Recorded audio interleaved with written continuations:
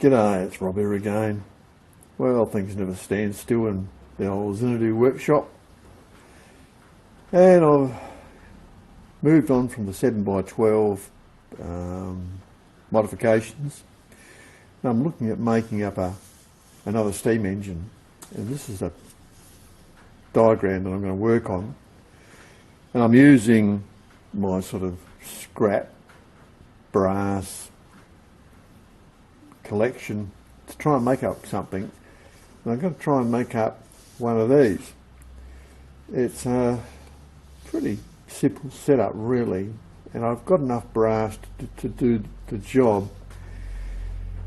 I just have to use a little bit of savvy to make it all fit together. So we're going to use this cylindrical port setup and a piston, and I'll make them separate cylinders and then have interconnecting pipe soldered together. So I won't make it one mono block like that. I'll make it two separate cylinders and then just have cross tubes. I saw a guy on YouTube who made one quite simply and it worked really well. So I think this is a good design to sort of work on, play around with. So that's what I'm going to do.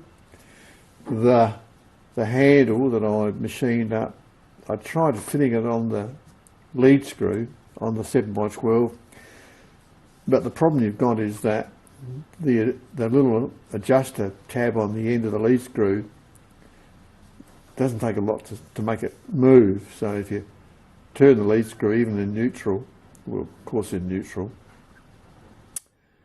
the nut will unscrew itself. So it's only really meant to be there for an adjuster, just to take the end play out. If you try and put a big load on it, it just doesn't handle it. So we'll scratch that idea. I might maybe come back later and make a couple of hand wheels to replace those epoxy looking plastic ones, but for now I'm going to move on to steam engines and do something a bit different. So that's where we're going, and I've got a few things on the boil. I made this up this morning, and it's a bit difficult to show you how it's all going to go together, but I've got a bit of an idea. That'll probably go about there. And what else have we got here? I think it's in the rest of it's sitting in the lathe. But I've been doing all this brass work on the 7x12, and gee, it's a good little machine. It really works well. Let's have a look at it. So here it is, and you can see I'm turning down brass with it. This little light actually works bloody good. It's really bright. I mean, it's really handy. It's better than the overhead fluoros. So I'm working on this. This is going to be the distribution port, or whatever they call it. Whatever, I don't know, I'm not a steam engine buff, but it's the valving anyway. And look how that little plate works, like how good is that? Like there's no rubbish on the bed or the ways whatsoever. It's just that simple little plate has caught all of the brass, and the lead screw looks as clean can be. Nothing can get into the gears, so that little plate is one of the best bloody mods you can do to these things. I mean, I really like this lathe. It's excellent.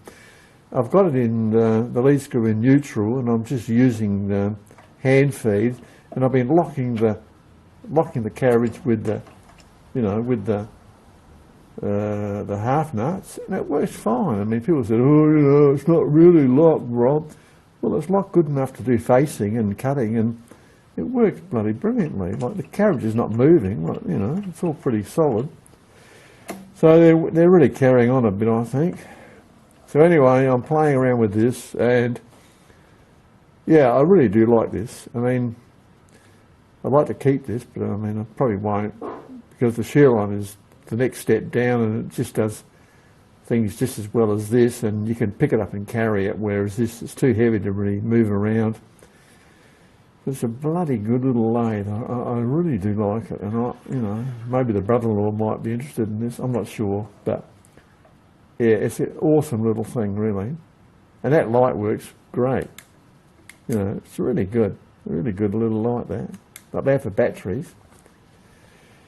Okay, so that's where we're at.